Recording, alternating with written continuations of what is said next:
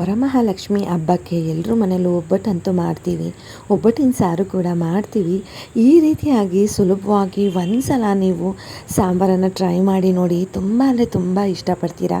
ಕಡಿಮೆ ಇಂಗ್ರೀಡಿಯೆಂಟ್ಸಲ್ಲಿ ರುಚಿಯಾಗಿ ಮಾಡೋ ಅಂಥ ಒಬ್ಬಟ್ಟಿನ ಸಾರು ರೆಸಿಪಿ ನಾನು ಹೇಳ್ದಾಗೆ ಒಂದು ಸಲ ಟ್ರೈ ಮಾಡಿದ್ರೆ ತುಂಬ ಇಷ್ಟ ಆಗತ್ತೆ. ಬನ್ನಿ ಹೇಗೆ ಮಾಡೋದು ನೋಡ್ಕೊಂಡು ಬರೋಣವಾ.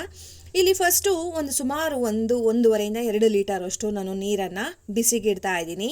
ಅದು ಒಂದು ಕುದಿ ಬರಬೇಕು. ಇದು ಓಪನ್ ಆಗಿ ಮಾಡೋದ್ರಿಂದ ನೀರನ್ನ ಜಾಸ್ತಿ ಎಳ್ಕೊಳ್ಳುತ್ತೆ. ಸೊ ನೋಡಿಕೊಂಡು ಸ್ವಲ್ಪ ನೀರನ್ನು ಜಾಸ್ತಿನೇ ಇಡಿ. ನೋಡಿ, ನೀರು ಕುದಿಯೋದಕ್ಕೆ ಶುರುವಾಗಿದೆ. ಈ ಟೈಮ್ನಲ್ಲಿ ನಾನಿಲ್ಲಿ ಬೇಳೆಯನ್ನು ಹಾಕ್ತಾ ಇದ್ದೀನಿ. ತೊಗರಿ ಬೇಳೆ ಬರುತ್ತಲ್ವ, ಅದನ್ನು ಹಾಕ್ತಾ ಇದ್ದೀನಿ. ಸುಮಾರು ಇಲ್ಲಿ 1/4 kg ಸ್ವಲ್ಪ ಜಾಸ್ತಿ ಇದೆ. ಈ ಕಪ್ ಅಷ್ಟು ಇಡಿಸುತ್ತೆ, ಅಷ್ಟನ್ನು ಹಾಕ್ತಾ ಇದ್ದೀನಿ. ಇದು ಚೆನ್ನಾಗಿ ಕುದಿ ಬರಬೇಕು ಸ್ನೇಹಿತರೆ, ಚೆನ್ನಾಗಿ ಬೇಯಬೇಕು. ಇದ್ರ ಮೇಲೆ ಈ ಥರ ಹಿಂಗೆ ಬಬಲ್ಸ್ ಥರ ಮತ್ತು ನೊರೆ ಥರ ಬರುತ್ತೆ. ಇದನ್ನೆಲ್ಲ ಸಪ್ರೇಟ್ ಮಾಡಿಬಿಡ್ಬೇಕು, ತೆಗೆದುಬಿಡಬೇಕು ಅದು ಆಚೆಗೆ. ನೋಡಿ, ಕುದಿಯೋದಕ್ಕೆ ಶುರುವಾಗಿದೆ. ನೋಡಿ, ಈ ರೀತಿಯಾಗಿ ಬರುತ್ತಲ್ವ, ಇದನ್ನೆಲ್ಲ ತೆಗೆದುಬಿಡೋಣ.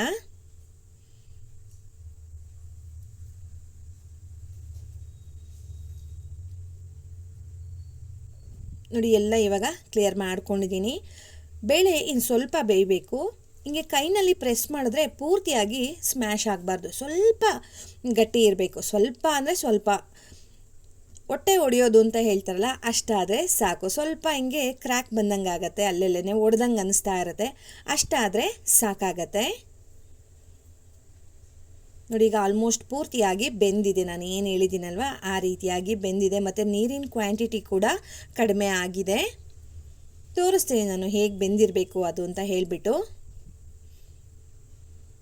ನೋಡಿ, ಈ ರೀತಿಯಾಗಿ ಅಷ್ಟಿದ್ರೆ ಸಾಕು. ಇವಾಗ ಕಟ್ಟು ಮತ್ತು ಬೇಳೆಯನ್ನು ಸಪ್ರೇಟ್ ಮಾಡ್ಕೊಂಬಿಡೋಣ. ನೋಡಿ, ಈ ರೀತಿಯಾಗಿ ನಾನು ಒಬ್ಬಟ್ಟಿಗೆ ಉಪಯೋಗಿಸ್ಕೊತೀನಿ. ಆ ಲಿಂಕ್ ಬೇಕು ಅಂದರೆ ನನಗೆ ಕಮೆಂಟ್ ಮಾಡಿ, ಅದನ್ನು ಕೂಡ ನಿಮ್ಮ ಜೊತೆ ನಾನು ಶೇರ್ ಮಾಡ್ತೀನಿ.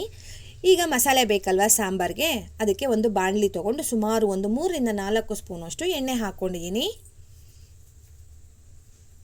ಎಣ್ಣೆ ಬಿಸಿ ಆದಮೇಲೆ ಮೀಡಿಯಮ್ ಸೈಜಿಂದು 2 ಈರುಳ್ಳಿ, ಸುಮಾರು ದೊಡ್ಡ ಗಾತ್ರದ್ದು 1 ಬೆಳ್ಳುಳ್ಳಿ ಸಿಪ್ಪೆ ತೆಗೆದುಬಿಟ್ಟು ಹಾಕ್ಕೊಂಡಿದ್ದೀನಿ. 2 ಹುಳಿ ಟೊಮ್ಯಾಟೊ ಹಾಕ್ಕೊಂಡಿದ್ದೀನಿ. ಇದೆಲ್ಲ ಚೆನ್ನಾಗಿ ಫ್ರೈ ಆಗಬೇಕು. ನೀವು ಒಂದೇ ಸಲ ಹಾಕ್ಕೊಂಡು ಅರ್ಧಕ್ಕಿಂತ ಜಾಸ್ತಿ ಫ್ರೈ ಆದರೆ ಸಾಕು. ಪೂರ್ತಿಯಾಗಿ ಫ್ರೈ ಆಗೋದು ಬೇಡ, ಅರ್ಧ ಭಾಗಕ್ಕಿಂತ ಸ್ವಲ್ಪ ಜಾಸ್ತಿ ಆದರೆ ಸಾಕಾಗತ್ತೆ. ಈ ಜಾಗದಲ್ಲಿ ಕೆಲವೊಬ್ಬರಿಗೆ ಟೊಮ್ಯಾಟೊ ಇಷ್ಟ ಆಗಲ್ಲ ಅಂತಂದರೆ ನೀವು ಹುಣಸೆ ಹಣ್ಣನ್ನು ಕೂಡ ಹಾಕ್ಕೊಬೋದು. ಬಟ್ ಟೊಮೆಟೊ ಹಾಕೋದ್ರಿಂದ ಟೇಸ್ಟು ತುಂಬ ಚೆನ್ನಾಗಿ ಬರುತ್ತೆ, ಕನ್ಸಿಸ್ಟೆನ್ಸಿ ಕೂಡ ಕರೆಕ್ಟಾಗಿರುತ್ತೆ. ನಾನಿಲ್ಲಿ ನಮ್ಮನೇಲಿ ಸ್ವಲ್ಪ ಹುಳಿ ತಿನ್ನೋದ್ರಿಂದ ನಾನಿಲ್ಲಿ ಹುಣಸೆ ಹಣ್ಣನ್ನು ಕೂಡ ಹಾಕ್ತಾ ಇದ್ದೀನಿ. ಸ್ವಲ್ಪ ಹುಣಸೆ ಹಣ್ಣು ಹಾಕಿದ್ದೀನಿ. ಸುಮಾರು 3 ರಿಂದ 4 ಸ್ಪೂನಷ್ಟು ಹಸಿ ಕಾಯಿ ತುರಿ ಹಾಕ್ಕೊಂಡಿದ್ದೀನಿ. ಇದು ಮನೆಯಲ್ಲೇ ಮಾಡಿರೋ ಅಂಥ ಹುಳಿ ಪುಡಿ ಅಂತ ಹೇಳ್ತೀವಲ್ವ, ಅದು ಸುಮಾರು 3 ಸ್ಪೂನಷ್ಟು ಮಾಡ್ಕೊಂಡಿದ್ದೀನಿ. ಇದನ್ನು ಫಸ್ಟು ಒಂದು ರೌಂಡ್ ಮಿಕ್ಸಿ ಮಾಡೋಕ್ಕೂ ಮುಂಚೆ ಅದಕ್ಕೆ ಸುಮಾರು 2 ರಿಂದ 3 ಸ್ಪೂನಷ್ಟು ನಾವೇನು ಒಬ್ಬಟ್ಟಿಂದು ಹೂರ್ಣ ರೆಡಿ ಮಾಡಿರ್ತೀವಲ್ವ, ಅದನ್ನು ಸೇರಿಸ್ಬಿಟ್ಟು ಸ್ವಲ್ಪ ನೀರು ಹಾಕಿ ಫೈನ್ ಪೇಸ್ಟ್ ಮಾಡ್ಕೊಳ್ಳೋಣ. ನಾನಿಲ್ಲೊಂದು ಪ್ಯಾನ್ ತಗೊಂಡು ಅದಕ್ಕೆ ಸುಮಾರು 2 ಸ್ಪೂನಷ್ಟು ಎಣ್ಣೆ ಹಾಕಿದ್ದೀನಿ. ನೀವು ಈ ಜಾಗದಲ್ಲಿ ತುಪ್ಪ ಬೇಕಾದರೂ ಹಾಕ್ಬೋದು. ಎಣ್ಣೆ ಬಿಸಿ ಆದಮೇಲೆ ಅರ್ಧ ಸ್ಪೂನಷ್ಟು ಸಾಸಿವೆ ಎಲ್ಲ ಚಟಪಟ ಅಂತ ಸಿಡಿಯೋದಕ್ಕೆ ಶುರುವಾಗಿದೆ.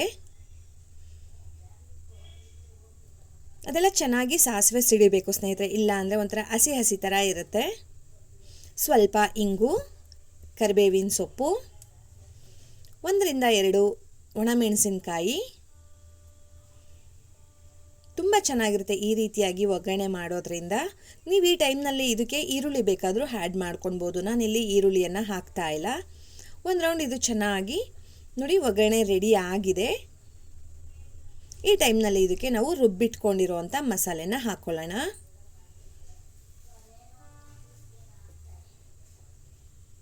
ನೋಡಿ, ಮಸಾಲೆ ಒಗ್ಗರಣೆಯಲ್ಲಿ 5 ಸೆಕೆಂಡು ಬಾಡಿದ್ರೂ ಸಾಕು. ಅದಕ್ಕೆ ಸ್ವಲ್ಪ ನೀರನ್ನು ಕೂಡ ನಾನು ಆ್ಯಡ್ ಮಾಡಿದೆ. ಮಿಕ್ಸಿನಲ್ಲಿ ಇರೋವಂಥ ಮಸಾಲೆನೆಲ್ಲ ತೆಗೆದು ಹಾಕಿದ್ನಲ್ವ, ಸೊ ಅದಕ್ಕೆ ಈ ಕನ್ಸಿಸ್ಟೆನ್ಸಿ ಇದೆ. ಒಂದು ಕುದಿ ಬರೋದಕ್ಕೆ ಶುರುವಾಗಿದೆ. ಈ ಟೈಮ್ನಲ್ಲಿ ಇದಕ್ಕೆ ಉಪ್ಪನ್ನು ಆ್ಯಡ್ ಮಾಡ್ತಾ ಇದ್ದೀನಿ. ಸುಮಾರು 1 ರಿಂದ 1.5 ಸ್ಪೂನಷ್ಟು. ಇವಾಗ ಇದಕ್ಕೆ ಕನ್ಸಿಸ್ಟೆನ್ಸಿ ನೋಡ್ಕೊಳ್ಳಿ ಸ್ನೇಹಿತರೆ, ನಿಮಗೆ ಎಷ್ಟು ಬೇಕು ಅಷ್ಟು ನೀರನ್ನು ನೀವು ಆ್ಯಡ್ ಮಾಡ್ಕೊಳ್ಬೋದು. ನೀರು ಅಂತ ಹೇಳಿದ್ರಲ್ಲಿ ನಾವು ಕಟ್ ಇರುತ್ತಲ್ವಾ, ಸೊ ಆ ಕಟ್ಟನ್ನು ಆ್ಯಡ್ ಮಾಡ್ಬೋದು. ನೋಡಿ ಕನ್ಸಿಸ್ಟೆನ್ಸಿ ಮಾತ್ರ ಪಕ್ಕಾ ಬರುತ್ತೆ ಸ್ನೇಹಿತರೆ. ಈ ರೀತಿಯಾಗಿ ನೀವು ಮಾಡಿ ನೋಡಿ ಒಬ್ಬಟ್ಟಿನ ಸಾರು. ನಿಮ್ಮದು ಊಟ ಆದಮೇಲೂ ಕೂಡ ಆ ಕೈನಲ್ಲಿ ಆ ಘಮ ಹಾಗೇ ಇರುತ್ತೆ. ಮತ್ತು ಬಿಗಿನರ್ಸ್ ಇದ್ದರೂ ಕೂಡ ನೀವು ಇದನ್ನು ಮಾಡಿಬಿಡ್ಬೋದು, ಈಸಿಯಾಗಿ ಮಾಡ್ಬೋದು. ತುಂಬ ಅಂದರೆ ತುಂಬ ಚೆನ್ನಾಗಿರುತ್ತೆ. ನೋಡಿ ಈಗ ಕುದಿಯೋದಕ್ಕೆ ಬಿಟ್ಟಿದ್ದೀನಿ. ಇದಕ್ಕೆ ಸ್ವಲ್ಪ ಕೊತ್ತಂಬರಿ ಸೊಪ್ಪನ್ನು ಹಾಕೋಣ ಲಾಸ್ಟಲ್ಲಿ.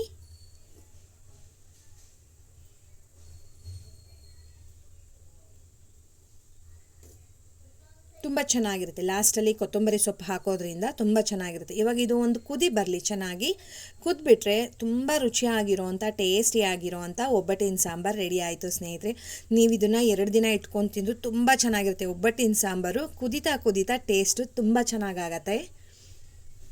ನಮ್ಗೆ ಇನ್ನೂ ಸ್ವಲ್ಪ ಸ್ವೀಟಾಗಿರಬೇಕು ಸಾಂಬಾರು ಅಂದರೆ ಇನ್ನೊಂದು 2 ಸ್ಪೂನಷ್ಟು ನೀವು ಹೂರಣನ ಹಾಕ್ಕೊಳ್ಬೋದು ಸ್ನೇಹಿತರೆ. ಬಟ್ ಇಷ್ಟು ಹಾಕೋದ್ರಿಂದ ಕರೆಕ್ಟಾಗಿ ಬರುತ್ತೆ. ಉಪ್ಪು, ಹುಳಿ, ಖಾರ, ಸ್ವೀಟು ಎಲ್ಲ ಪಕ್ಕ ಇರುತ್ತೆ. ನೋಡಿ ಇವಾಗ ಕುದಿಯೋದಕ್ಕೆ ಶುರುವಾಗಿದೆ. ಸೊ ಒಬ್ಬಟ್ಟಿನ ಸಾಂಬಾರು ರುಚಿಯಾಗಿರೋವಂಥ ಈಸಿಯಾಗಿ ಮಾಡೋವಂಥ ಒಬ್ಬಟ್ಟಿನ ಸಾಂಬಾರು ರೆಡಿ ಆಯಿತು ಸ್ನೇಹಿತರೆ. ನೋಡಿ ಒಬ್ಬಟ್ಟಿನ ಜೊತೆಗೆ ಒಬ್ಬಟ್ಟು ಕೂಡ ಅಷ್ಟೇ ತುಂಬ ಸಾಫ್ಟಾಗಿ ತುಂಬ ಚೆನ್ನಾಗಿ ಬಂದಿತ್ತು. ಪರ್ಫೆಕ್ಟ್ ಮೆಷರ್ಮೆಂಟ್ ಅಂತ ಹೇಳ್ಬೋದು.